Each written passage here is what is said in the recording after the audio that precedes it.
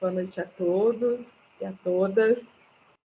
Nós vamos dar agora início à abertura da edição de 2024 do workshop do Grupo de Pesquisa Religião e Cultura. A princípio, já agradecemos a todos e todas que estão presentes na sala, que possamos ter uma noite agradável, com coisas novas. E eu gostaria de, a princípio, chamar o professor Flávio Serra, que é líder do grupo, para dar uma mensagem inicial, para depois a gente passar ao nosso workshop. Obrigado, Fabiana. Boa noite a todas e a todos. Agradeço muito pela participação de vocês aqui nesse nosso primeiro encontro do workshop que vai acontecer ao longo do ano de 2024. O grupo de pesquisa Religião e Cultura faz parte do programa de pós-graduação em Ciências da Religião da PUC Minas e é da tradição do grupo já há muitos anos o oferecimento desse workshop. Antes ele funcionava de maneira interna para o consumo do próprio grupo, estudo que o grupo fazia, e a partir das últimas edições nós estamos chamando, né, as pessoas da comunidade para participar conosco nesses debates. Eu peço que, pelo mesmo link que vocês utilizaram para fazer a inscrição, vocês podem ter acesso à programação completa. O site está sendo atualizado na medida em que nós vamos recebendo a confirmação das pessoas que vão colaborar conosco. Então, fica o convite para até a última sessão que vai acontecer no final do ano, né, que vocês participem conosco e possam prestigiar, né, todas as pessoas que vão vir aqui fazer essa troca de conhecimento. Então, em nome do grupo de pesquisa, eu quero dar as boas-vindas a todos e a todas.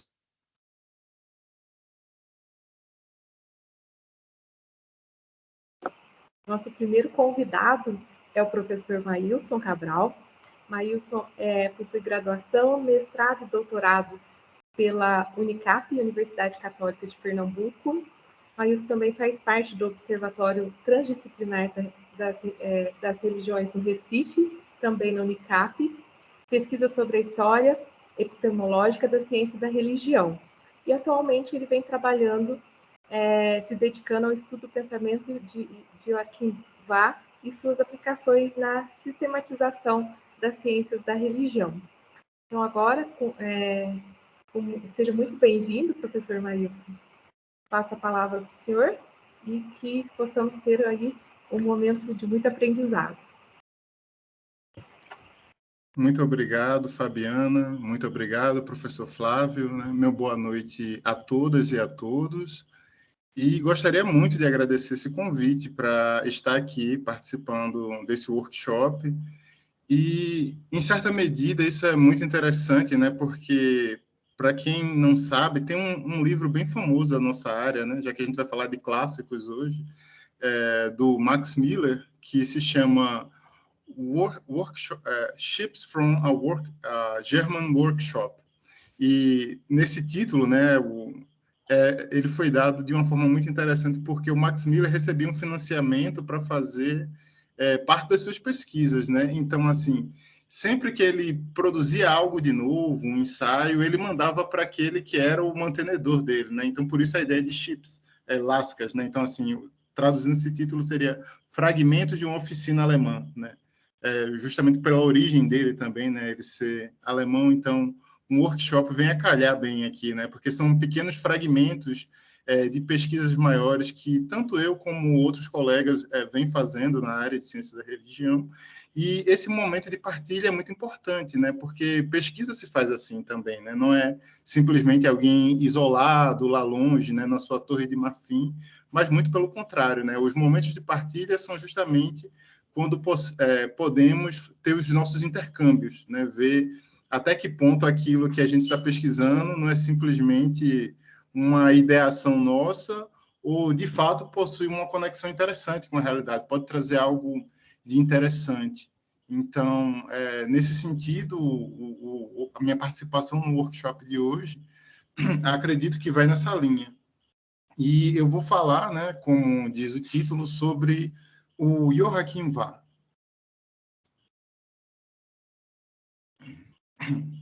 Mas existe um contexto para essa fala. E esse contexto ele vai ser dado por algo muito interessante que tem acontecido no Brasil nos últimos anos.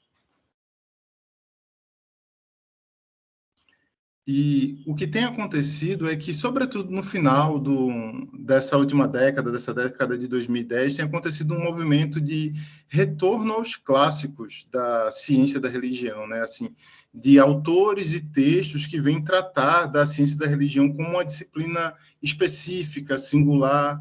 E esse retorno ele tem sido interessante no sentido de que tem feito com que autores que eram praticamente desconhecidos na história dos cursos de ciência da religião no Brasil estejam sendo sejam trazidos à tona, né? O que eles falam, suas ideias, e quanto isso nos ajuda a pensar melhor a ciência da religião.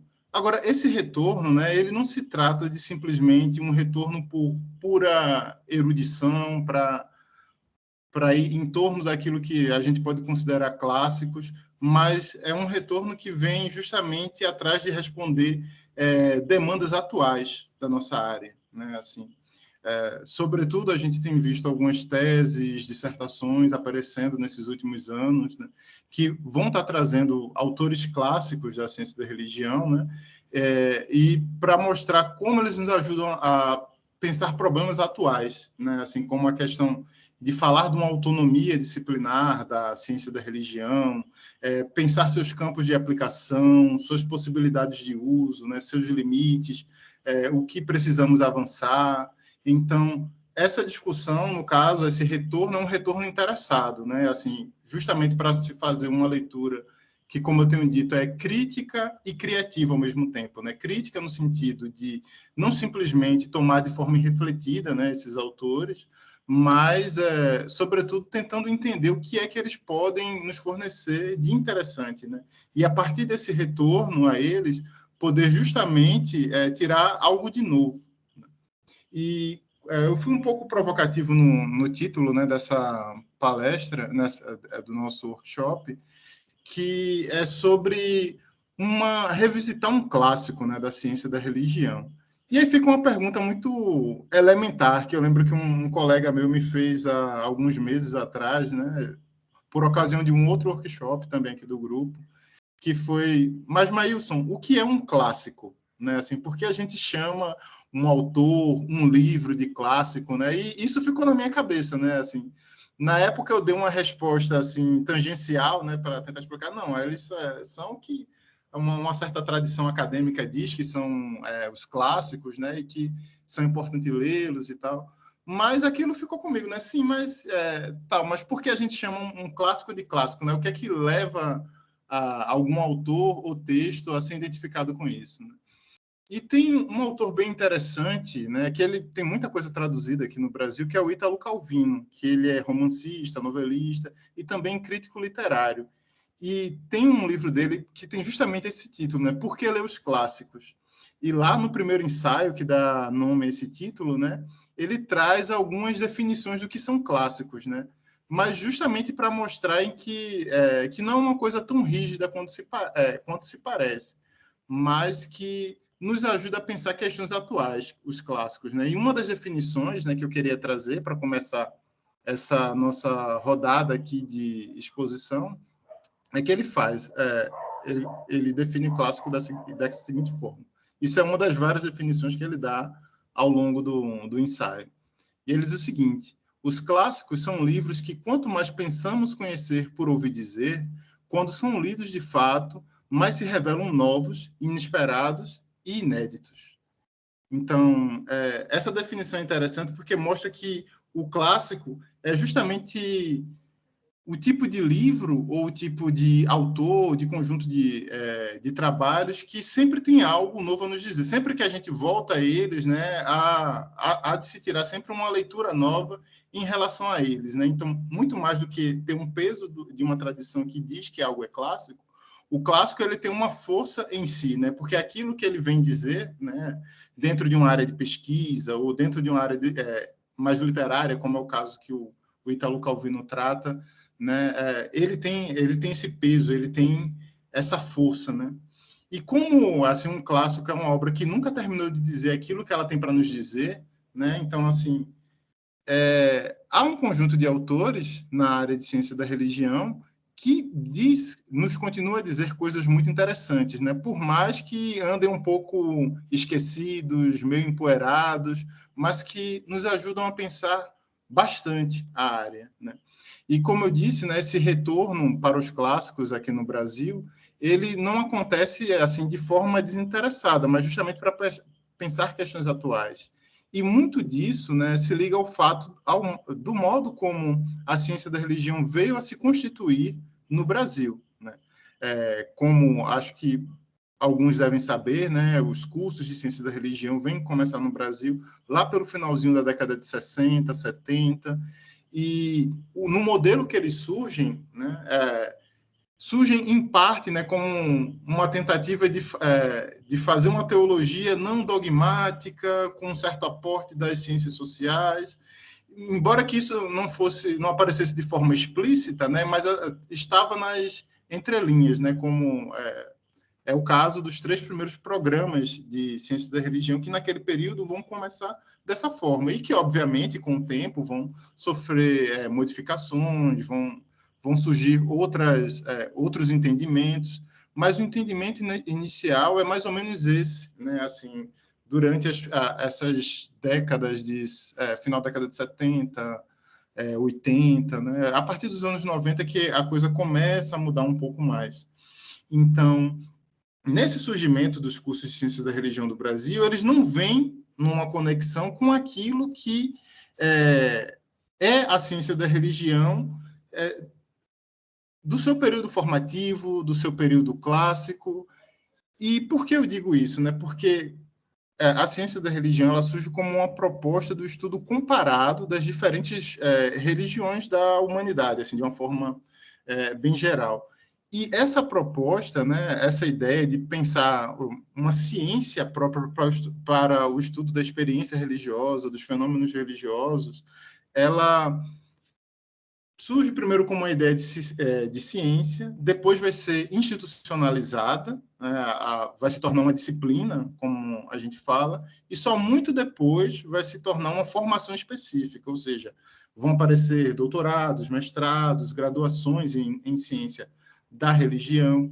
Então, assim, no desenvolvimento histórico, no decurso do campo da ciência da religião, aqui no Brasil a gente já pegou o bonde andando, né, assim, para usar uma expressão mais popular, né? A gente já pegou o período que começam a aparecer as formações em ciência da religião, as graduações, doutorados, etc., e não tivemos contato com a ideia inicial, né, assim, da proposta de um estudo científico das religiões, de uma disciplina específica. Então, isso fez com que chegasse a ideia, né, da ciência da religião enquanto uma área, um campo de estudos, mas sem muita consistência teórica e metodológica do que viria a ser isso, né? Então, assim, acabou-se que no Brasil isso virou como que uma marca da área que por diferentes momentos acaba voltando, né, assim, na discussão, e muito em torno disso, né, acaba se falando do debate em torno de epistemologia ou teoria e método da área, né, mas que acabam sempre trazendo como pano de fundo esse certo descompasso, né. Então, sobretudo, eu acho que nos últimos 10 anos começou todo um movimento, principalmente entre jovens pesquisadores, né, da área de ciência da religião, de tentar entender, tá bom, temos esse impasse. Então, vamos ler esses textos, vamos tentar entender no que é que eles podem nos ajudar a pensar as nossas questões aqui.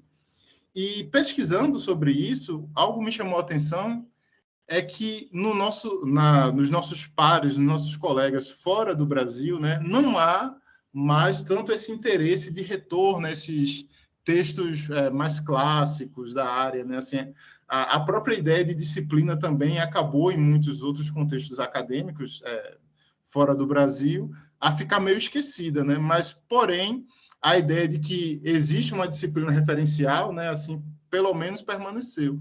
Então, esse nosso retorno, em certa medida, né, a repensar, a recontar a história da ciência da religião enquanto disciplina autônoma, me parece hoje como uma marca singular daquilo que a gente tem feito aqui no Brasil, né? Alguns pesquisadores têm se dedicado a isso, né? Um grupo na PUC Minas, alguns aqui no Nordeste também, como eu na Unicap, como alguns colegas na UFPB. Então, assim, é um movimento descentralizado nesse sentido. Isso mostra que realmente vem responder uma demanda de diferentes pesquisadores e pesquisadores em relação àquilo que vem a ser isso que chamamos de ciência da religião. E como eu disse, né, assim, tem toda uma constelação de autores que compõem esses clássicos, como a gente pode dizer, né, como, por exemplo, na segunda metade do século XIX, o Max Miller, o Cornelis Petrostili, o Chantepie de la Saussure, e no século XX, sobretudo na sua primeira metade, temos uma gama de autores, né, como o Michel Eliade, o Rafael Petazzoni, Gerhard van der Lee e o Joachim Vah. E é especificamente sobre o Joachim Vah que eu vou falar, né, assim, que tem sido o autor que eu tenho me dedicado a pesquisar um pouco mais agora, depois que passou o doutorado, né, porque no doutorado eu procurei mais fazer uma história epistemológica da nossa área, né, de ciência da religião, tentando pensar como as coisas começam lá na segunda metade do século XIX, como vão se desenvolvendo durante o século XX, e como essa conversa, né, como essa conversação científica em torno do estudo comparado das religiões chega ao Brasil. Então, assim, foi uma pesquisa muito longa, né, o professor Flávio teve na minha banca, né, e teve que ter muita paciência para ler aquelas 500 páginas, né? Mas, assim, ainda bem deu certo, foi aprovado, né? Estou aqui. E dentro desses autores, né, desses vários autores, o Joachim Vah me chamou a atenção, né? E em algumas conversas com o professor Flávio, ele foi apontando como o Joachim Vah, ele é um desses autores destacados para pensar essa dimensão da autonomia disciplinar da ciência da religião, que ela é justamente o aspecto que é pouco trabalhado no Brasil, né? Se fala muito da ciência da religião enquanto área, enquanto campo, mas não enquanto uma disciplina específica, né? Porque se existe a própria ideia da ciência da religião enquanto área ou campo, é porque, a princípio, existe a ideia dela enquanto disciplina autônoma, enquanto uma disciplina referencial para o estudo comparado das religiões, né? Então, nesse sentido, o Joachim Vah é um clássico para pensar essa questão da autonomia da ciência da religião. E isso responde um outro tipo de pergunta, né? Porque por que ela é um clássico, né? Então, os clássicos, eles são interessantes porque eles servem para entender aonde chegamos, né? Assim, como chegamos a ser o que somos, né? Assim, tem uma história para isso, né? Toda ciência, toda prática científica, ela possui a sua história e, a partir do momento que a gente se debruça sobre ela, começa a fazer uma genealogia, a gente tem mais ferramentas para entender como chegamos a ser isso que somos, né? Cientistas da religião. E no caso do Joachim Vah, ele é, sobretudo, muito interessante porque ele está justamente na primeira metade do século XX, né? Assim, ele nasceu em 1898 e faleceu em 1955. Então, ele viveu 57 anos. Ele teve uma vida muito breve, mas uma produção acadêmica muito intensa e muito densa também. Então, ele nasceu na Alemanha, né? E teve... É uma coisa até interessante, né? Porque ele consegue o doutorado dele em filosofia com 24 anos, né? Então, a gente já imagina o ritmo de estudos que ele já vinha envolvido por um bom tempo. E em 1924, né, quando ele estava com 26 anos, ele presta uma espécie de concurso para se tornar um professor da Cátedra de Ciência da Religião na Universidade de Leipzig, se eu não me engano. A pronúncia em alemão me perdoe. E é interessante lembrar aqui porque ele presta esse concurso, né? E o que era prestado é algo que a gente chama de tese de habilitação, né? Que é justamente um trabalho ensaístico, monográfico, que o acadêmico ali que terminou há pouco tempo o seu doutorado faz para poder assumir uma cátedra específica. Isso está um pouco distante do modo como se ingressa na universidade em países como o Brasil, né? Sobretudo porque aqui foi abolido o sistema de cátedras há muitos anos, já pela década de 1960.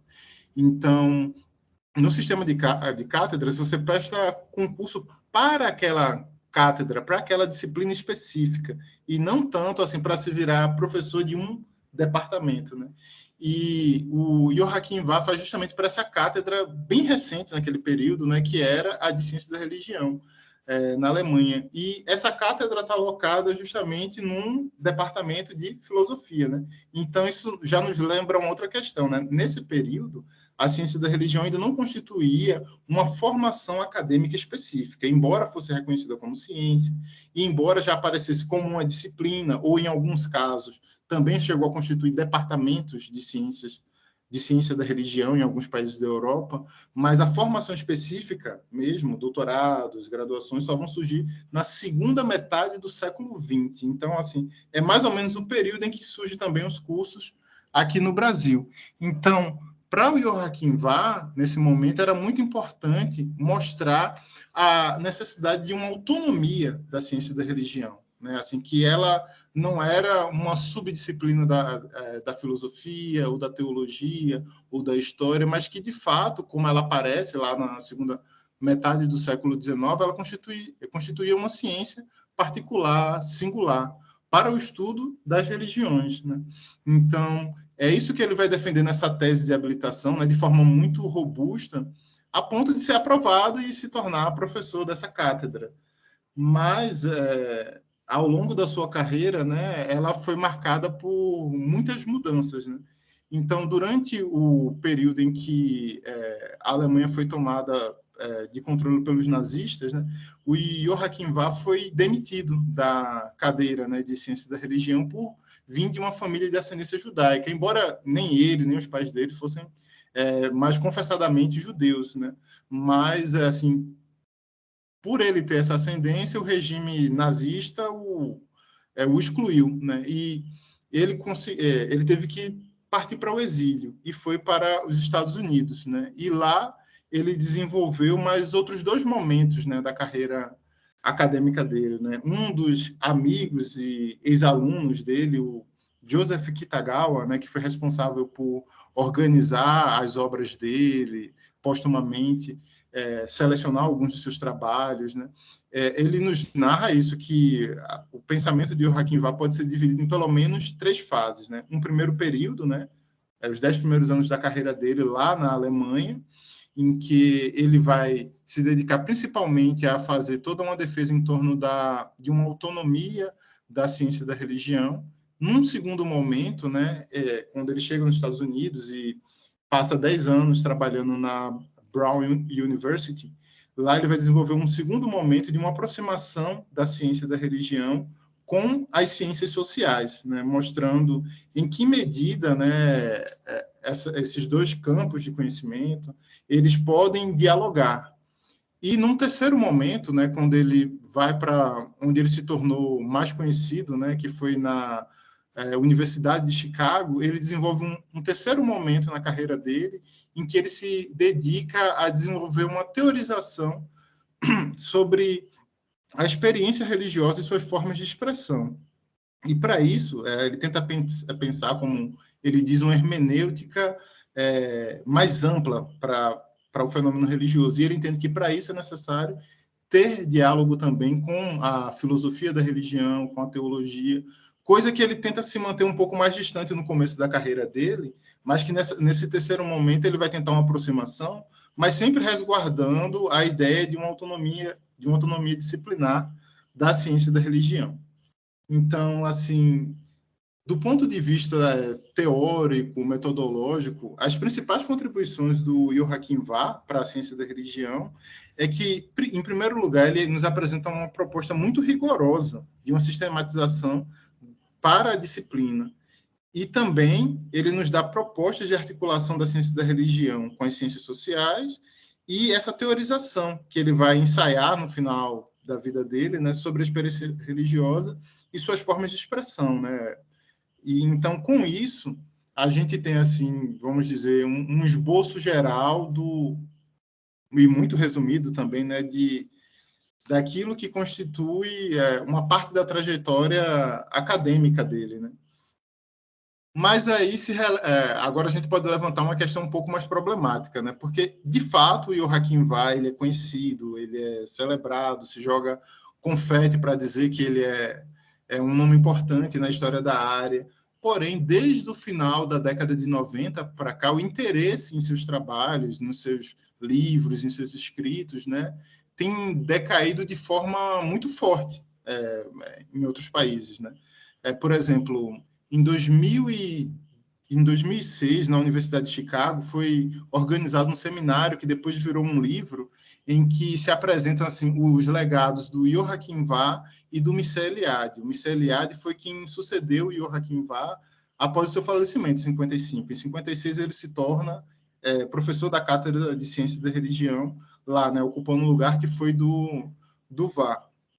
Então, eles foram responsáveis justamente por dar toda uma propulsão à ciência da religião naquele momento, ali nos Estados Unidos, né? Porque, por muito tempo, ela ficou muito centrada dentro de um contexto europeu, né? E, a partir do momento da Segunda Guerra Mundial, em que há uma dispersão, né, uma fuga de cérebros, né, por conta do nazismo e da guerra que assolava a Europa naquele período, muitos cientistas da religião migraram para os Estados Unidos. Então, isso fez com que lá se desse um novo gás para a área, né? Então, o Joachim Vah, em certa medida, e o Mircea Eliade foram importantes nesse cenário. E aí, nesse congresso, né, nesse seminário que acontece em 2006, né, dos 16 comunicações que são apresentadas, apenas 4 tratam do Joachim Vah e todas as demais se direcionam para o Mircea Eliade, né? E uma das coisas que um dos organizadores desse evento fala é que o Joachim Vah ele se tornou um clássico cedo demais, né? Assim, e aí ele usa até uma ironia, ele diz assim que clássico no sentido de uma obra que ninguém mais lê, se tornou um clássico, né? Assim, ele é muito importante, ninguém mais lê, só celebra. E ele comenta que isso aconteceu cedo demais com Joachim Vah e fez com que muitas das suas ideias não fossem suficientemente exploradas, né? Mas aí ele também complementa e diz, mas esse legado continua vivo para aqueles que têm interesse, de fato, pelas questões mais metodológicas e teóricas da ciência da religião. Então, nesse sentido, acaba sendo o Brasil o lugar onde o Joachim Vah veio suscitar maior atenção agora no século XXI. Né? Se ao longo do século XX foi na Europa e nos Estados Unidos, nos últimos 10 anos tem sido mais ou menos aqui no Brasil o lugar onde as ideias deles têm encontrado uma nova recepção, né? Um novo fôlego. Inclusive, né, a sua tese de habilitação teve um dos seus capítulos traduzidos. Não faz tanto tempo assim, em 2018, né? Tem na Rever, né, os ramos da ciência da religião. E lá a gente pode ter uma apreciação de parte dessas ideias, né? Como ele concebe parte do que ele chama de uma sistematização da área. E, além disso, né, temos algumas teses de doutorados, dissertações que o apresentam como um desses autores assim clássicos da disciplina, mas assim, sempre ressaltando essa contribuição dele para pensar como a ciência da religião é configurada, né? Assim, que pensar a disciplina como um todo, né? Assim, ele se aventurou nesse trabalho e parece que justamente isso suscitou a sua atenção aqui no Brasil, né? Então, algumas questões que a gente pode levantar em relação a isso é justamente o seguinte, né? Considerando que essa tese de habilitação do Joachim Vah, né, é um clássico para a ciência da religião, né? Das publicações dele é uma das mais celebradas, o que ela tem a nos dizer hoje? Né? Que relação de continuidade ela estabelece conosco a ponto de ser retomada na atualidade? Então, assim, essas questões têm me norteado na minha leitura, né, no meu estudo dos textos dele, especificamente desse. Né? Então, alguns pontos que ele vai levantar na sua tese de habilitação, né, temos uma tradução dela para o inglês, né, que foi o que se tornou mais popular. Como eu disse, essa tese de habilitação foi defendida em 1924, então já tem um centenário, né? 100 anos é um bom tempo, né, de distância. E ela conheceu poucas traduções, né? Uma tradução para o japonês, se eu não me engano, teve essa tradução para o inglês e mais alguma outra. E está em curso, né, uma tradução para o português. Acredito que em breve haveremos, né? Então, justamente nessa obra, né, que encontramos, ao meu ver, a sistematização mais potente, né, para pensar a ciência da religião.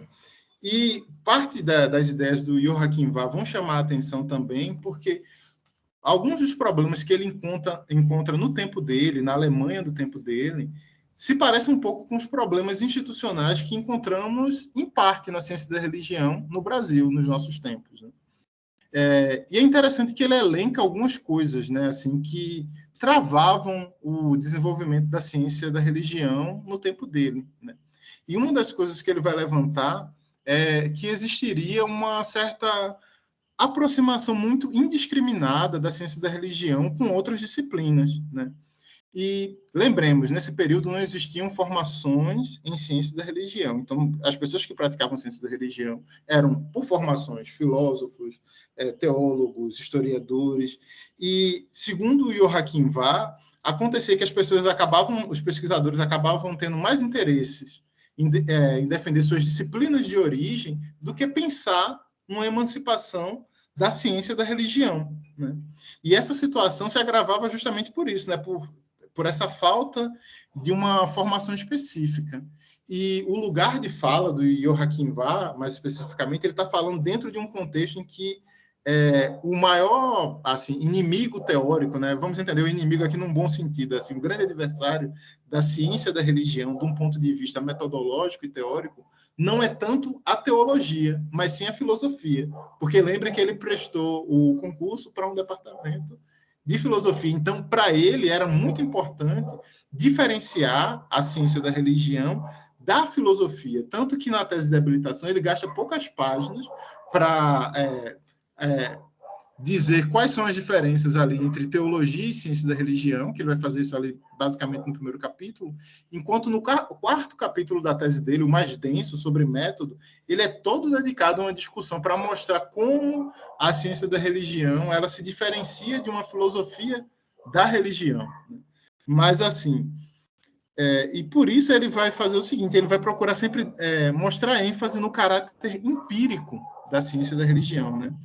Justamente a fim de que ela seja guardada a uma certa distância da filosofia da religião e para assegurar para ela um lugar igual na ordem dos estudos humanísticos e empíricos, além de estabelecer metodologicamente uma distinção entre os estudos históricos e sistemáticos da religião, né? Assim, vamos falar também desse modo como ele vai pensar a divisão das frentes de trabalho da ciência da religião. Mas, assim, sobretudo, ele vai enfatizar que a ciência da religião ela parte do empírico. Embora ela vá chegar, num dado momento, a falar da dimensão interpretativa, compreensiva da religião, mas ela parte de religiões concretas, não de uma ideação sobre religião ou uma ideia de religião tomada como a priori filosófica. É necessário ir para os fenômenos religiosos para poder, a partir dele, produzir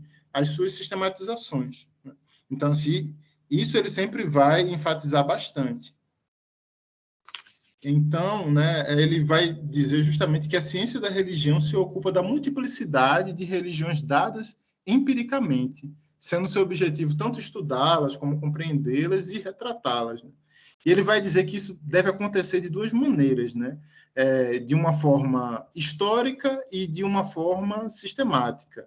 Ou seja, tratando do que ele vai dizer como o desenvolvimento da religião, o seu devir, e o seu ser. O ser aqui no sentido de sentido, né? Não um ser ontológico, mas assim, um ser da imanência que se dá na história, né? Então, essa linha que ele vai seguir de forma mais geral.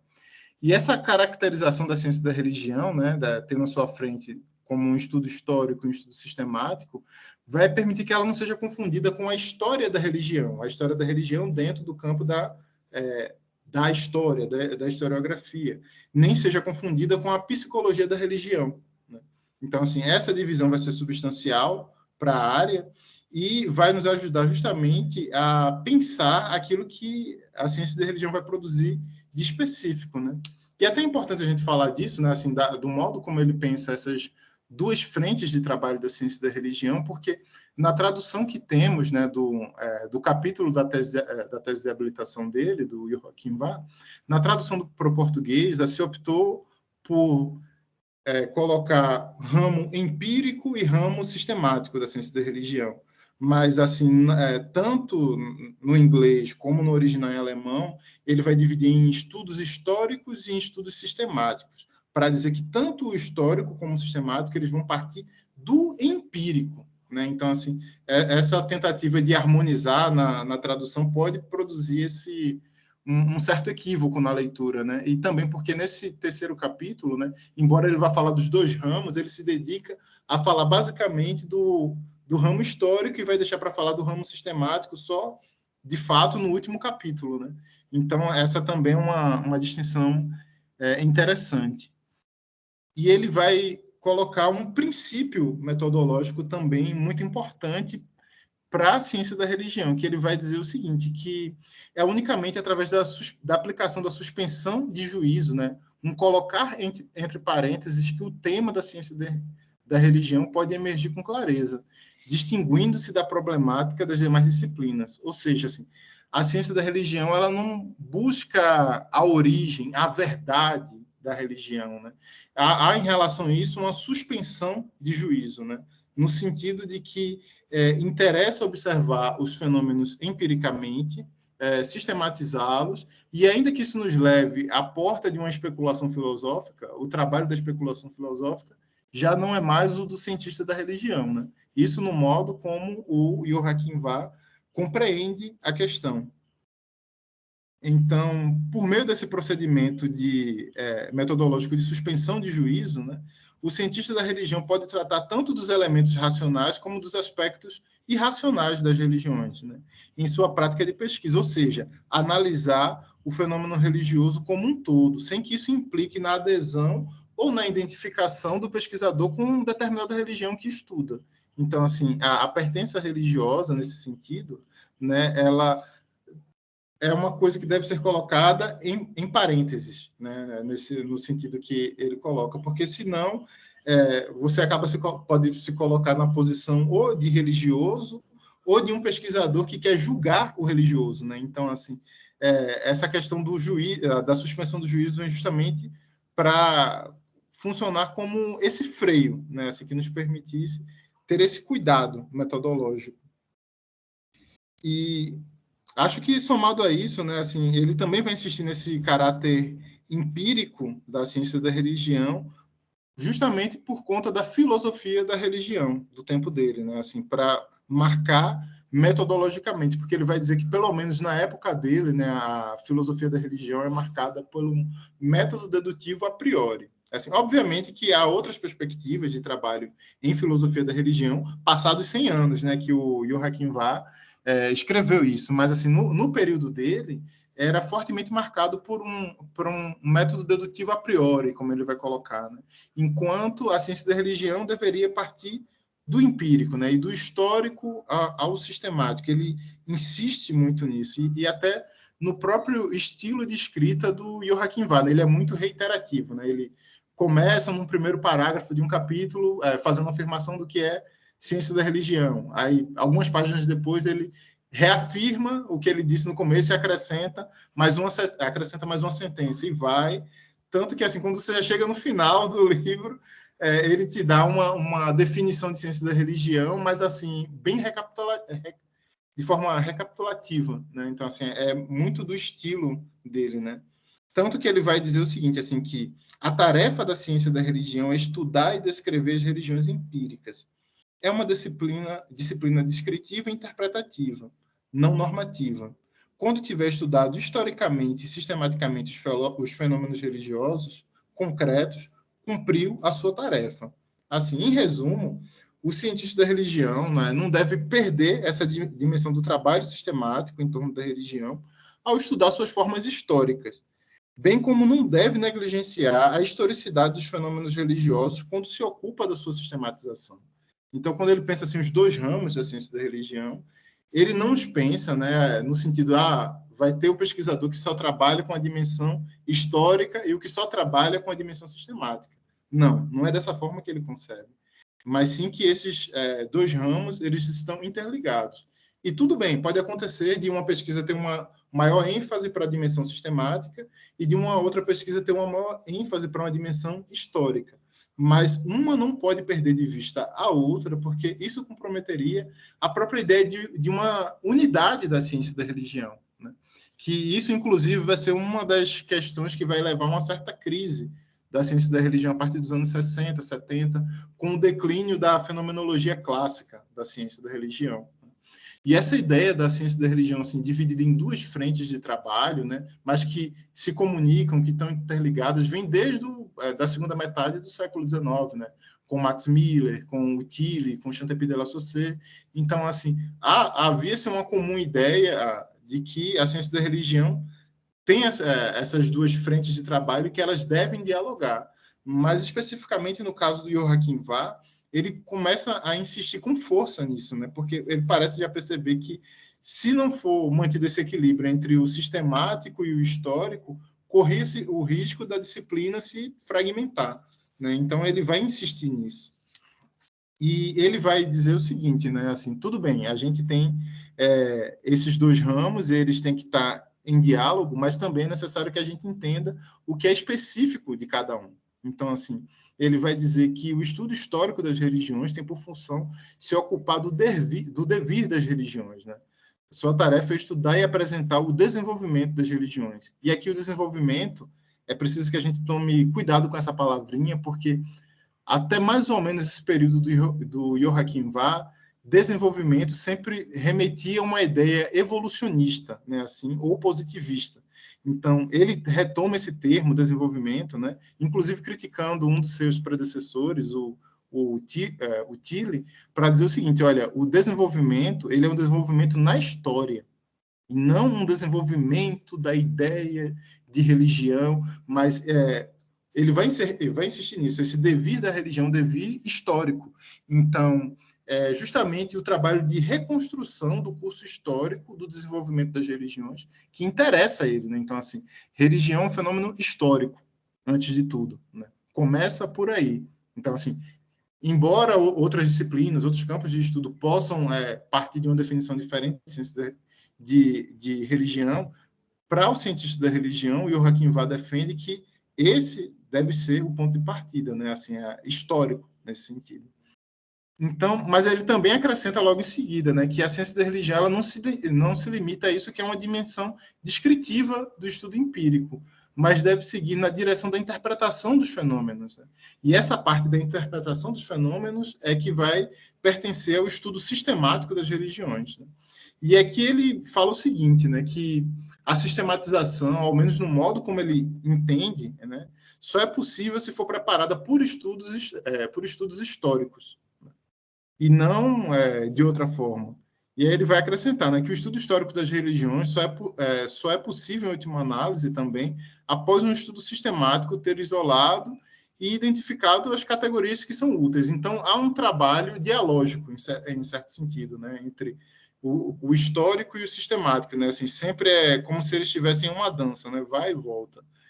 E sob esse parâmetro, ele vai dizer o seguinte, que o estudo sistemático possui também dois modos de sistematização. Uma sistematização material, né, que vai ser uma espécie de meio termo entre o trabalho histórico e o estritamente sistemático, né, operando mais profundamente no empírico, no concreto, no que é mais observável aos olhos, né, e vai ter aquilo que é a sistematização formal, que ela vai formular os conceitos mais abstratos e idealmente típicos, né? Então, assim, como vai se pensar a ideia de ritual, a ideia de culto, né? Isso seria uma sistematização mais formal, no modo de entender dele. Mas aí ele acrescenta, olha, primeiro vem a sistematização material, antes dessa formal, porque também, senão a gente cai no mesmo problema que eu tenho combatido, ele vai dizer.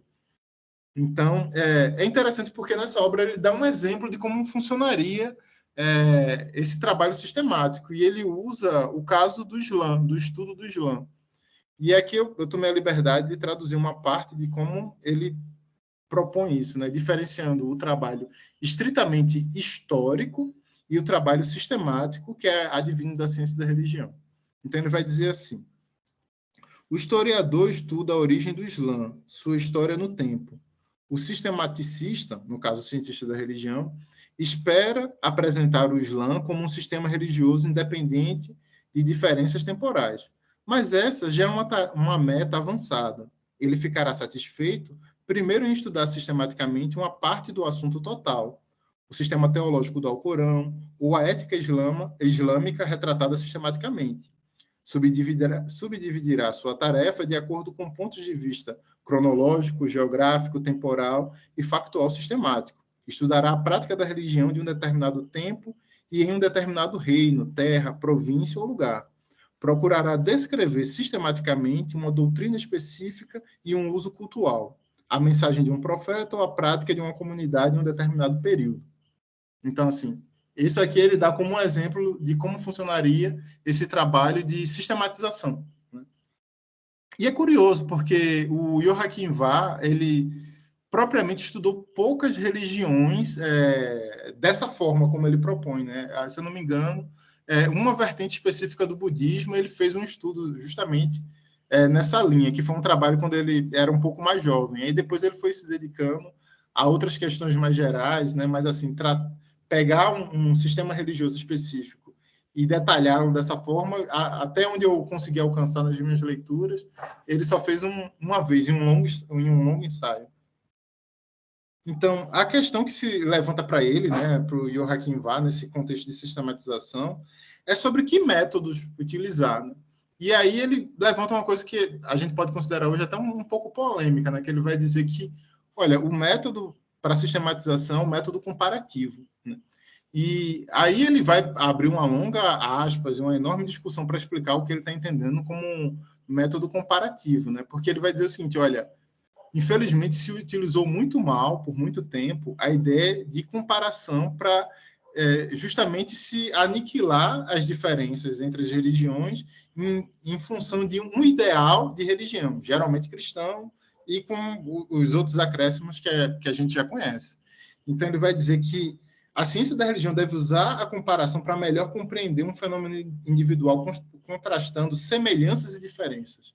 Então, a comparação ela tem um maior valor justamente para evidenciar aquilo que cada sistema religioso mostra enquanto diferença, enquanto singularidade, né? Que é muito curioso, porque na época, quando se pensava na questão da comparação, se ia pelo outro viés, né?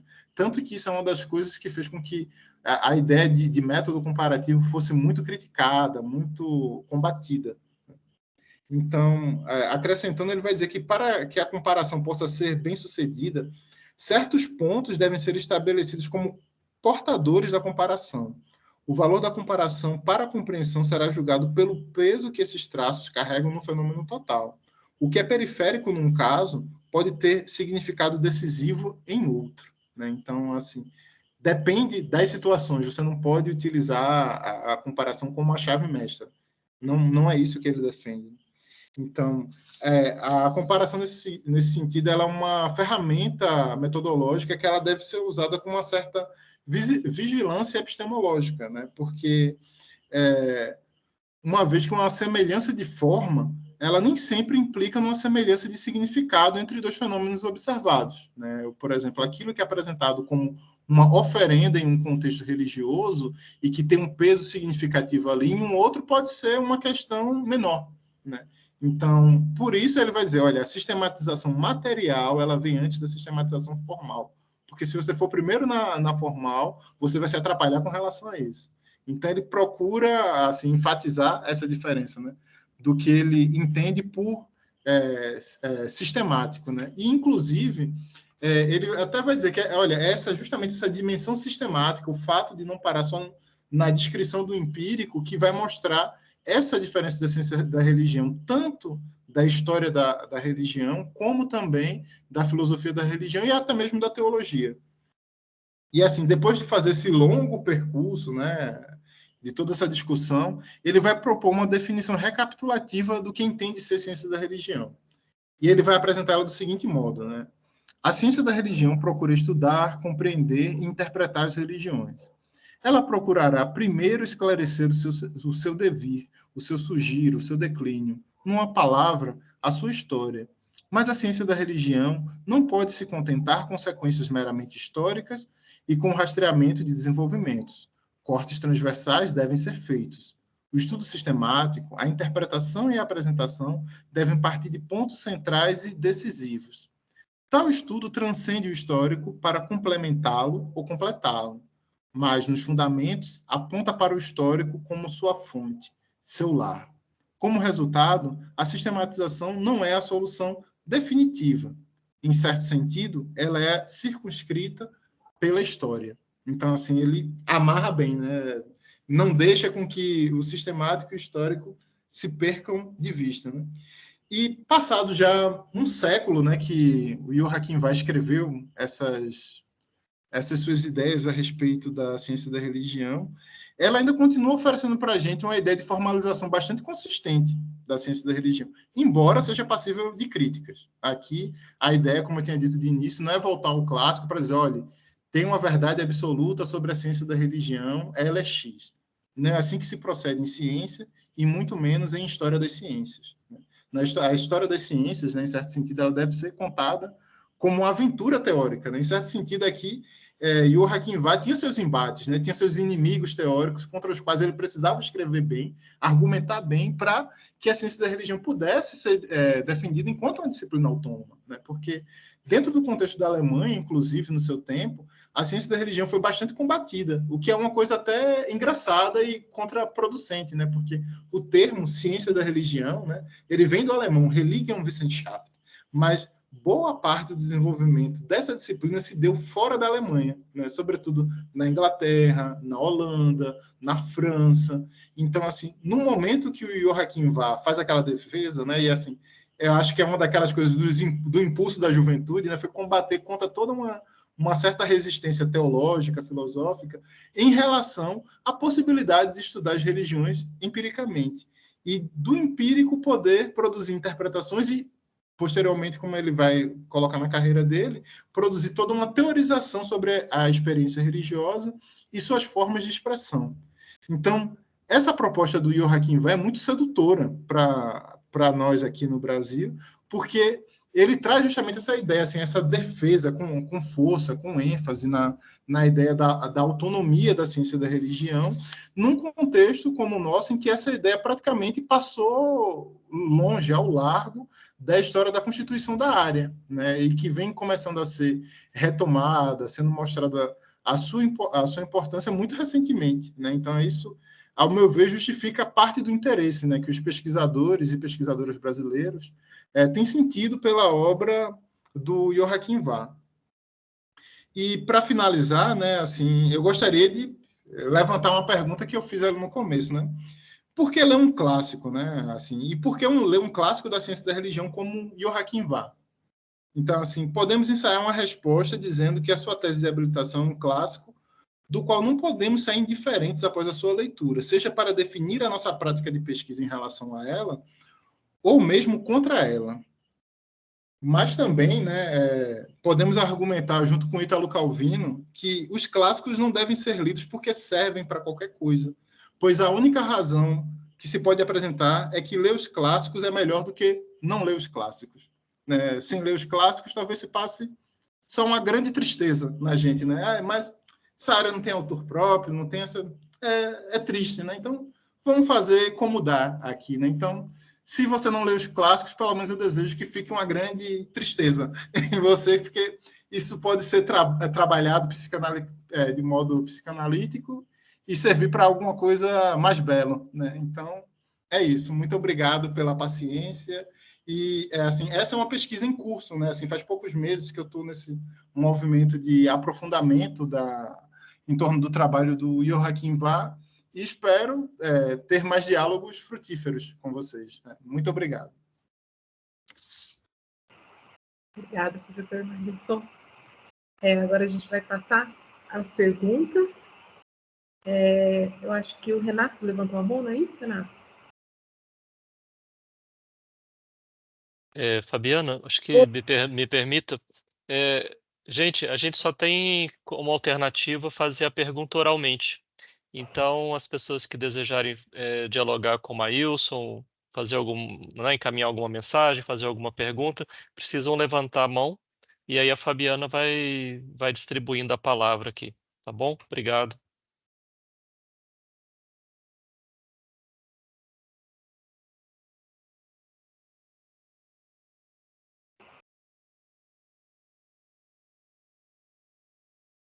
Renato, pode ficar à vontade.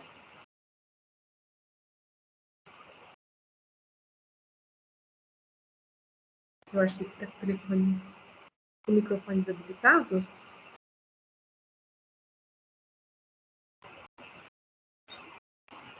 Ele está com o microfone travado e está com a câmera fechada. Agora abriu a câmera e vai falar agora. Pronto. Boa noite. Boa noite.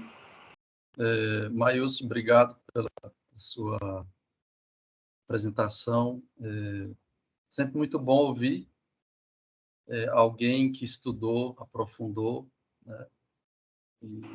E ouvir sobre um clássico que eu também gosto muito, que é o Joachim Bach. Eu fiquei com algumas questões, mas acho que vou te fazer só uma em relação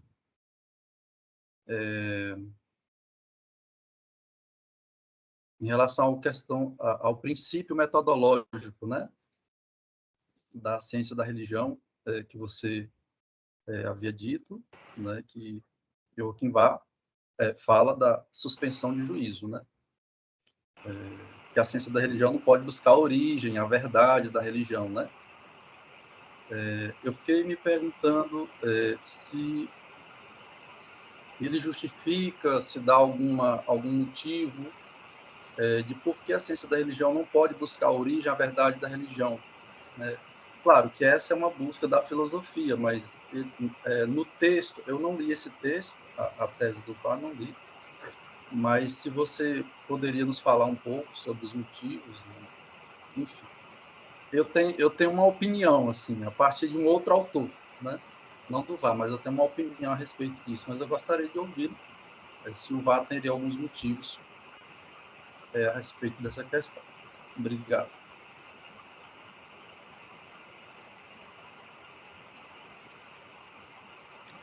Na dinâmica, eu vou respondendo a cada questão ou é acumulativo? Como você entende isso, Fabiana?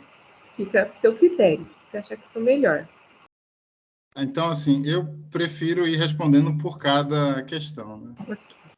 Então, né, o Joachim Bach, ele apresenta os motivos dele, né? De um ponto de vista, você meio que já trouxe na sua pergunta a sua resposta, né? Que ele vai dizer que essa busca pela origem da religião, nesse sentido, caberia mais à filosofia mesmo, né? A dimensão da origem ou do propósito da religião, assim, a ciência da religião não teria mecanismos metodológicos, já aquela parte do empírico, para isso. Né? E, assim, tem um trecho, né, da obra dele em que ele fala especificamente sobre isso, né? Então, ele vai definir da seguinte forma, eu vou ler, é pequeno o trecho, que ele fala assim, o colocar entre parênteses que tenho defendido ocorre, ao contrário de todos os procedimentos psicológicos, em plena consciência e com ênfase explícita na intencionalidade da religiosidade. O colocar entre parênteses aplica-se não apenas, nem mesmo principalmente, aos atos religiosos, mas ao fenômeno como um todo. Inclui ato mais conteúdo, a doutrina e seu significado, o culto e seu significado, e a piedade e o objeto ao qual se dirige estão todos entre parênteses. Ou seja, assim, né, é justamente a ideia de colocar isso entre Breakit, o termo que aparece em inglês, mas eu não sei qual em alemão que ele usa específico para isso, mas assim, isso permitiria com que de fato, você pudesse partir do empírico, porque se você coloca as questões de origem no começo, para ele você está fazendo filosofia, né? Então aí não haveria essa distinção. Agora, obviamente, né? Essa é a forma como o VAR concebe a questão. Se de fato a ciência da religião só pode ser assim, nem de nenhuma outra forma, isso é outro problema. Obrigado, Maílson. Eu fiquei assim, pensando, quando eu te ouvi, eu fiquei pensando num texto do Foucault, que é um autor também que eu estudo, estudei no mestrado, e o título do texto dele é Nietzsche, a genealogia e a história. Não sei se você conhece, o Flávio deve conhecer, que ele é filósofo, né? E nesse texto, o Foucault ele escreve esse texto em 1971, logo ali no período em que ele está virando a chave, né? Mudando de método, saindo da arqueologia para a genealogia, né? E ele, inclusive, lendo Nietzsche, né? Ele vai dizer que a pesquisa genealógica ela se opõe à pesquisa da origem, porque a pesquisa da origem ela tem postulados metafísicos, né? E ele pelo menos indica 3 postulados, né? Um postulado da busca da essência da coisa histórica, né? Eu acho que aqui dialoga um pouco com a visão do VAR, né? Quer dizer, para além do empírico, né? Uma coisa assim, um a priori seria, né? E como se houvesse uma identidade primeira, né? E o segundo postulado seria aquele exagero metafísico de que no início de tudo há uma perfeição, né? E aí já entra na questão da teologia, porque o que a teologia diz? Que tudo foi criado pelo Criador, né? Por Deus, né? E aí Foucault ironiza um pouco lá na frente, ele pega um trecho de Nietzsche, né? Ele fala que na história as coisas são muito mais, vamos dizer assim, não tem esse começo, né, perfeito assim, porque inclusive se a religião, a teologia, né, cristã quis dar uma dignidade ao homem, dizendo que ele foi criado de Deus, na história o homem começa do macaco, né? Tem, então tem um jogo assim. Eu acho interessante esse debate se desligar da filosofia e da metafísica, né? Eu acho que isso é muito importante quando você traz a perspectiva do VAR, nessa contribuição do VAR para a autonomia da ciência da religião. E isso a gente precisa defender mais isso, precisa ler mais sobre isso para a gente, vamos dizer assim, mostrar a beleza também da nossa área, né? A identidade, inclusive. O Flávio não gosta muito dessa palavra identidade, mas acho que para a nossa área, acho que tem um significado, né? Tem uma importância. Mas é isso, obrigado. Acho que eu falei demais. Agora, o Paulo Vinícius levantou a mão também. Paulo? Achei interessante, porque melhor que não ler os clássicos é ler os clássicos, então é importante ler, mas eu fico pensando, além de revisitar os clássicos, também é importante pensar o para que ler os clássicos, né? Porque a gente fica pensando nas novas dinâmicas dos estudos de religião hoje, e os clássicos eles têm que dizer algo para a gente, igual quando na sociologia a gente olha para os clássicos e Conte fica ali de lado porque fala, olha, você não responde mais algumas coisas, mas continuamos olhando para Durkheim, Weber e Marx. Então, pensando nisso, no VAR, na ciência da religião, então, como a teoria de VAR sobre a religião como um fenômeno cultural influenciou ou influencia a compreensão contemporânea dos estudos de religião? Então, de que forma Joachim VAR tem contribuído para pensar a religião na contemporaneidade? Obrigado pela questão, Paulo, né? Isso acho que levanta uma coisa que eu falei ali no comecinho da apresentação, né? Que na atualidade o legado de Joachim Vah tem estado meio apagado, né? Assim, se tornou em certa medida esquecido e parece que o lugar onde a luz dele ainda brilha é aqui no Brasil, voltou a brilhar de alguma forma em um outro contexto, em outra conjuntura. Então, eu acho que o Joachim Vah ele é de uma geração que defendia fortemente a ideia de uma ciência integral da religião, né? Assim, no sentido forte do termo, né? Olha, tem filosofia, tem história, tem geografia e tem ciência da religião, sabe? Assim, nesse sentido. E não tem nenhum problema em que tenha diálogo. Agora, assim, a gente tem que saber de onde parte. Porque senão, assim, não existe uma área que só recebe e não tem nada a dar ou a contribuir. Só que acontece uma coisa na história da ciência da religião que é conhecida como a virada sociológica. Isso ali do final dos anos 60, começo dos anos 70. Né? Tem até alguns textos do Mircea Eliade que ele é até um pouco crítico, né? Assim, meio ácido em dizer que a ciência da religião estava prestes a se fragmentar, a se acabar, etc. Porque nessa virada sociológica, né, assim, como até nesse período a fenomenologia da religião, em muitos casos, tinha virado como o principal baluarte da ciência da religião, e até para alguns autores, assim, a principal linha, né, ou uma disciplina até à parte, né, eram algumas das compreensões que circulavam, né, o que é que acontece? Isso encontrou um limite, porque a fenomenologia ela acabava sendo utilizada, a fenomenologia da forma como é pensado na ciência da religião, né? A tentativa também de partindo do histórico para ir para uma dimensão mais sistemática, ela encontrou muitos entraves, né? Assim, e sobretudo porque até a primeira metade do século XX, o trabalho da ciência da religião era basicamente um trabalho documental. Então isso aí, em certa medida, se num primeiro momento foi propulsor para a área, né, lá na segunda metade do século XIX, quando a gente chega no século XX, que é o período em que a etnografia ganha força, pesquisa de campo, a ciência da religião não formulou ou não deu tanta atenção aos principais teóricos, com exceção do Vah, ao meu ver, do William Brad Christensen, assim, não se deu tanta ênfase nesse trabalho, né? Assim, como formular ferramentas dentro da ciência da religião que a permitissem ir para além do trabalho de base documental, né? Então, o que é que aconteceu? A década de 60, 70 é o período em que a sociologia da religião explode, né? Assim, a gente tem um clássico desse período, que é o Dossel Sagrado, por exemplo, ele é de meados da década de 60. Então, nesse movimento, né, que coincide também com o período de abertura das pós-graduações em ciência da religião ao redor do mundo, né,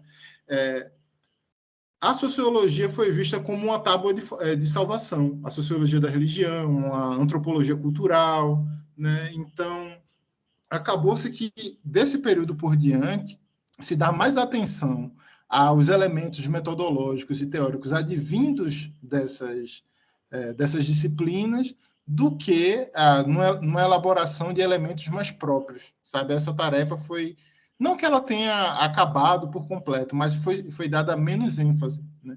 Então, nesse período, né, de mudança, justamente acontece da obra do Joachim Vah ser deixada mais de lado, né? Assim, e hoje, em certa medida, está acontecendo esse movimento de interesse pela obra dele aqui no Brasil, né? Então, assim, em linhas gerais, seria a resposta que eu poderia te dar, né? Que, assim, a contribuição dele, desse seu legado, num cenário mais amplo, ela foi mais apagada, mais silenciada, e aqui no Brasil a gente está vendo uma tentativa de remexer isso, de tentar mudar essa situação.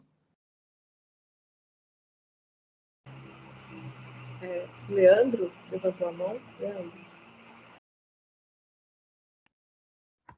Emailson, muito obrigado pelas suas contribuições hoje. Eu demorei a levantar a mão porque eu estava tentando formular o que eu queria falar, mas eu vou falar o que eu estava pensando durante a coisa e você pode reagir e discordar do jeito que você entende, sabe? Mas acho que você dá uma contribuição muito boa a partir da sua tese, com essas ideias de situar o debate num processo maior, né? essa contextualização, essa historicização dos conceitos e das teorias. Acho que você faz isso muito bem. E, a partir disso, eu fiquei pensando, sabe, nós estamos, todos nós, eu acho, tanto aqui na PUC quanto você, nós estamos num processo de reconstruir uma história da ciência da religião, né? Uma história para chamar de nossa. E eu vejo que, por muito tempo, eu me perguntava sobre qual nossa história.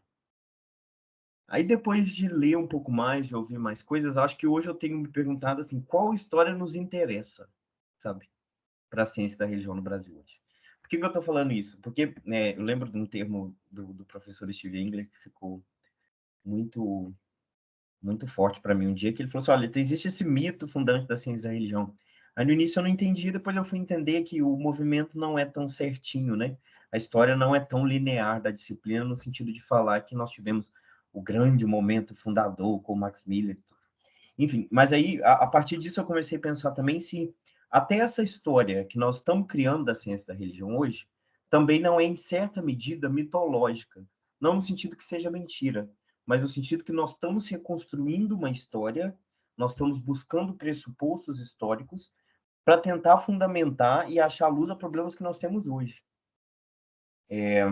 Então é isso. Aí eu fiquei pensando, que aí vem um monte de coisa na minha cabeça, né? Tipo, às vezes nós defendemos assim, a nossa história, da nossa disciplina, sendo que até essa própria história é um movimento social muito mais do presente do que do passado, né? E que faz sentido hoje. Aí, nisso, eu penso na validade do VAR, porque eu acho que ele ajuda a pensar muitos problemas que nós temos hoje. E eu lembro que, na dissertação, quando eu estava estudando os documentos dos primeiros cursos, muitos documentos de Juiz de Fora vinham com a definição assim, ciência da religião é um estudo sistemático. Não acho que talvez estava se referindo diretamente a VAR, mas a questão do empírico nem sempre aparecia, ou pelo menos eu não encontrei.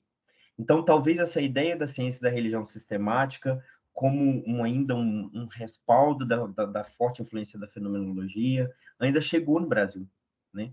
Então, é uma história que diz muito sobre a gente. Então, quando você fala assim, porque ele é clássico, eu estava pensando que talvez essa ideia de que essa construção que nós estamos fazendo da ciência da religião no Brasil hoje, de alguma forma, uma adaptação meio política que nós estamos fazendo de acordo com os interesses que nós temos. Então, é só uma coisa que eu fiquei pensando. E acho muito útil. Aí, perguntas, né? Isso foi uma primeira coisa que eu fiquei pensando. Segunda pergunta, você já ouviu alguma coisa do Vater ali do Franz Boas? Me justificando. Porque na antropologia, pelo menos na antropologia norte-americana, a gente tem uma história assim, um dos primeiros autores no século XIX falando de evolucionismo, aparece um Franz Boas e fala assim, não, existe o relativismo cultural, as culturas têm que ser entendidas no próprio termo, nos próprios termos. Aí parece que o VAR, se tivéssemos uma história linear da ciência da religião no mundo inteiro, né, opera esse corte também com as teorias evolucionistas, de alguma forma, né? Eu lembro que até que nesse texto que você falou que está traduzido, o VAR trata muito da questão, que aí eu acho que até ele tem um diálogo com as teorias difusionistas, né? De como um elemento de uma religião passa para outra. Aí ele fala assim, passa para outra, mas nós temos que entender que muda o significado, e é sempre uma coisa nova. E com isso ele rompe a ideia evolucionista de uma história única, né? E geral, como assim, todo ser humano produz religião, então todo mundo é igual, então existe uma história que tem que ser linear. Então me parece que ele faz um diálogo grande com Franz Boas, mas acho que e também é isso que você falou antes, né?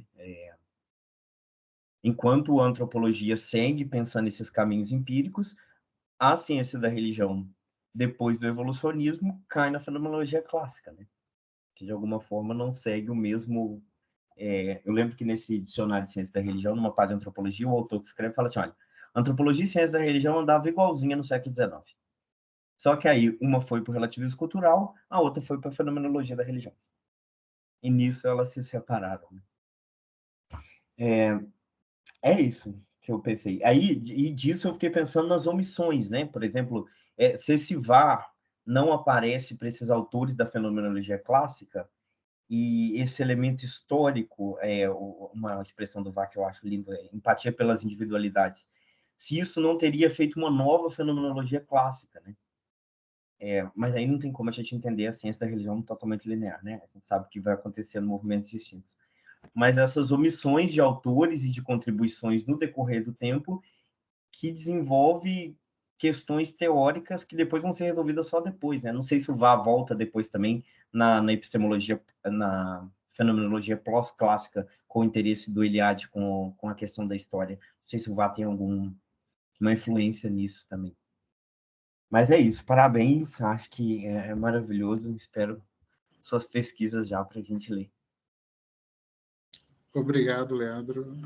Você levanta muitas questões complicadas, né, assim, que não tem respostas fáceis, né? É bom que não tenham, né, respostas fáceis.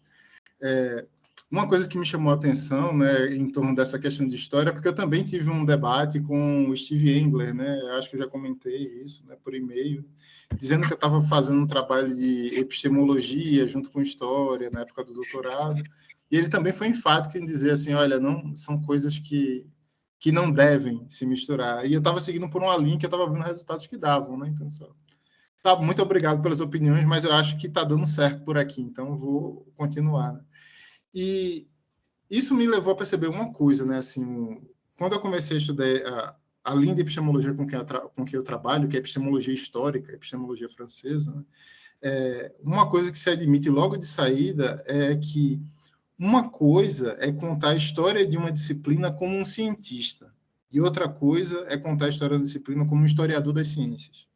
Um historiador das ciências não está interessado em fazer mitologias, em colocar uma história linear, bonitinha, com o grande pai fundador e seus filhinhos. Não tem nada disso.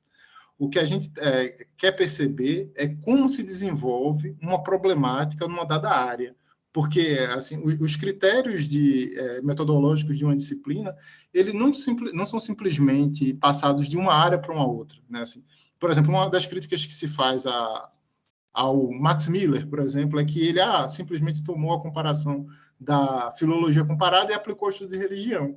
Mas se você realmente pegar os textos deles e ver como se desenvolve a problemática da comparação para o estudo de religião, ele propõe uma retificação em cima do método comparativo, que era próprio da linguística, e cria uma outra proposta de metodologia.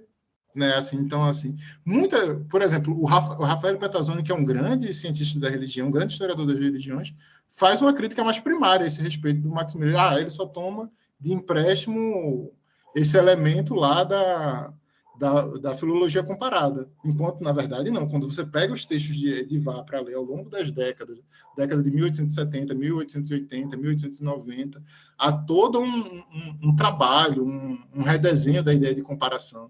Né? Então, isso, até os próprios conceitos dele, né, com o tempo vão mudando, o próprio Cornélio Steele, né, que na década de 1870 falava uma coisa e no final da vida já muda, né, assim, a percepção dele. Então, a ideia, quando a gente trabalha com epistemologia histórica, fazendo a história epistemológica de uma ciência, é mostrar aquilo que ela tem de descontínuo e aquilo que ela tem de recorrente.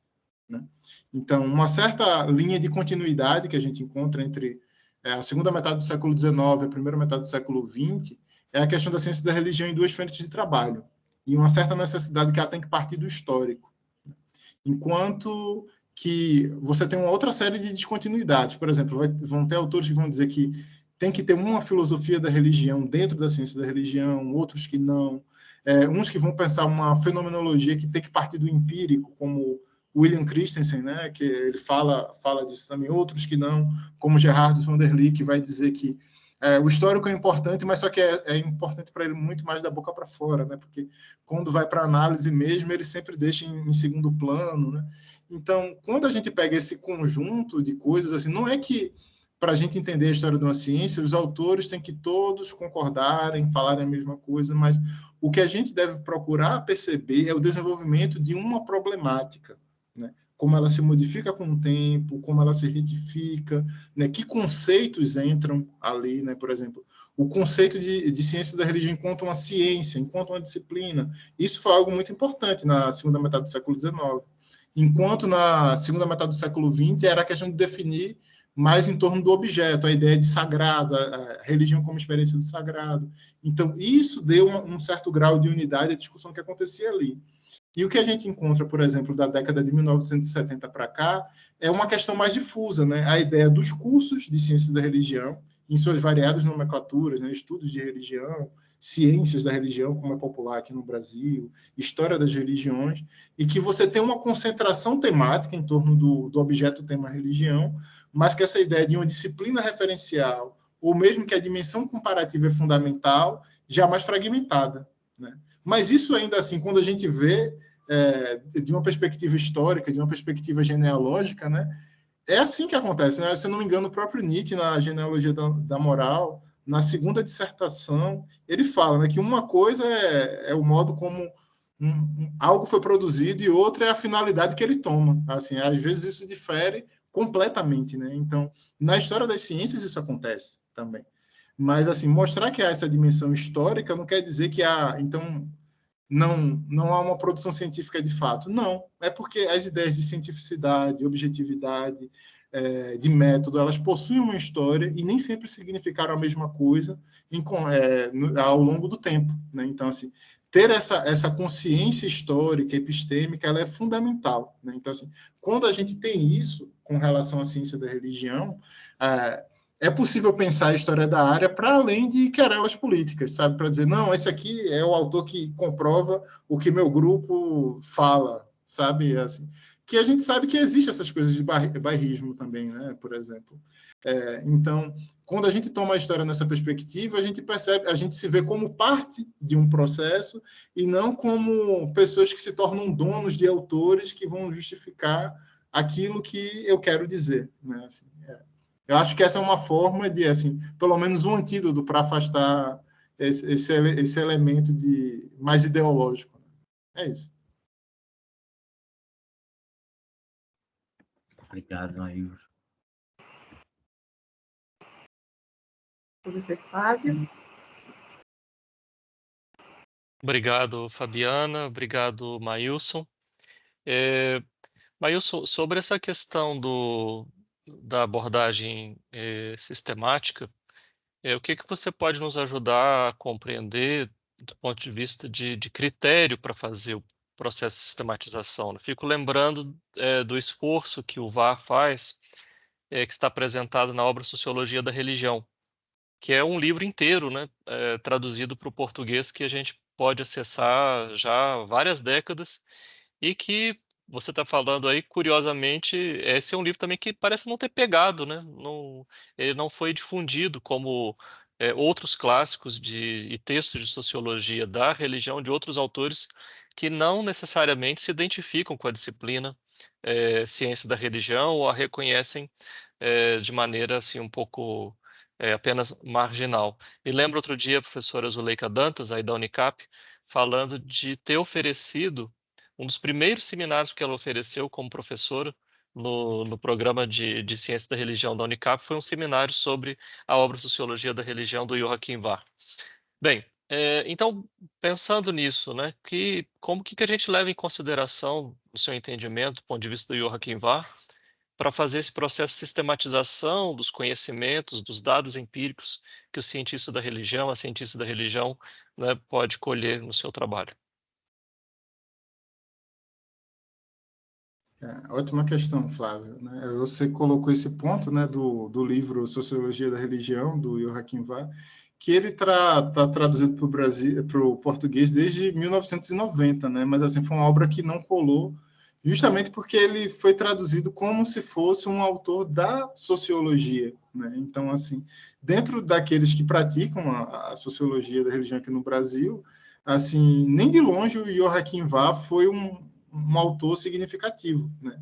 Porque essa obra dele, ele escreve no período que ele já estava nos Estados Unidos, então ele tenta justamente um diálogo com aquilo que era produzido na sociologia da religião americana, mas conta a história, né, assim, os historiadores da área, que não foram muito receptivos em relação a isso, né, porque ele apresenta uma certa proximidade maior com Weber, né, e não tanto com o estilo de sociologia que era praticado lá, né? E ainda tem aquela questão, né? Porque ele pensa uma correlação entre sociologia da religião e ciência da religião a partir da ciência da religião. e não a partir da sociologia, né? Então, isso é um outro problema, né? Porque aqui a gente não compartilhava desse ponto referencial.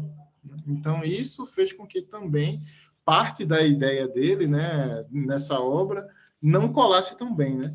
Então, assim, por exemplo, no caso da teorização que ele propõe, né, sobre a experiência religiosa e suas formas de expressão, nessa obra específica, ele vai tratar da parte das formas de expressão, né, que ele vai dizer que tem as expressões teóricas, expressões práticas, expressões de cultos e a expressão sociológica, que é a expressão comunitária da religião, né? Assim, a religião na comunidade, a religião na vida individual, né? E é a partir daí que ele tenta traçar o diálogo com os postulados metodológicos, teóricos da sociologia, né? Só que ele faz esse traçado ao nível teórico e não no prático, né? Assim, ele não traz para a gente análises empíricas, né? Eu até disse isso na minha fala, né? Que esse trabalho de esforço sistemático em torno das religiões, empiricamente falando, ele só faz em uma obra, né? Assim, em uma das vertentes do budismo. Então, meio que fica uma coisa em aberto, né? Assim, cabe a gente tentar trazer esses elementos do VA para diálogo, né? Assim, que eu também entendo que, pelo tempo com que a obra foi escrita e com as contribuições que a gente tem hoje no campo da antropologia, da sociologia, seria interessante correlacionar, por exemplo, o que ele propõe a esse respeito com as pesquisas em religião vivida, por exemplo, né? Assim, há possibilidade dessas conexões, né? Então, eu acredito que essas possibilidades de aplicação da sistematização dele ainda estão por fazer, né? Porque até fazendo uma pesquisa maior sobre ele, das teses de doutorado que encontrei sobre ele em língua inglesa, em alemão, também não há propostas assim de aplicações pontuais da teorização dele, né? Assim, é mais um debate da teoria dele com de outros autores, ou uma investigação da teoria pela teoria e não trazer ele para o campo de aplicação, né? Então, isso é uma coisa que, assim, ao meu ver, continua em aberto, né? É isso, não sei se eu respondo a questão. Muito obrigado. Eu vi que o Cláudio tinha levantado a mão, mas eu acho que... Alguma pergunta, Cláudio? Não, na verdade é porque no decorrer das outras perguntas, aí foi respondido a questão, né? Na verdade, eu fico imaginando também que a ciência da religião, enquanto ciência, se ela toma certos propósitos, ela acaba chegando no mesmo lugar. E o objetivo talvez seja esse, né? O princípio seja fazer, de fato, trilhar caminhos novos, né? Mas então já foi tudo meio que respondido. Obrigado, mas parabéns ao Maílson e ao grupo aqui também por ter esse privilégio de ouvir essas palavras. Obrigado. Bom, acho que não temos, por enquanto, mais perguntas. Se alguém tiver, depois quiser endereçar ao grupo, tem o e-mail, né, do grupo, se alguém quiser fazer mais algum comentário, compartilhar alguma coisa, depois a gente transmite para o professor Maílson também, né? Professor, queria muito te agradecer pela aula dada, muito obrigada. Agradecer em nome do grupo Religião e Cultura, o grupo de pesquisa Religião e Cultura, pela participação de todos que estão aqui nessa sala, né? E convidá-los também a participar dos outros que nós teremos aí durante o ano todo. Nós vamos estar divulgando sempre nas redes sociais do grupo, entre nós mesmos nos e-mails, através das comunicações que nós temos.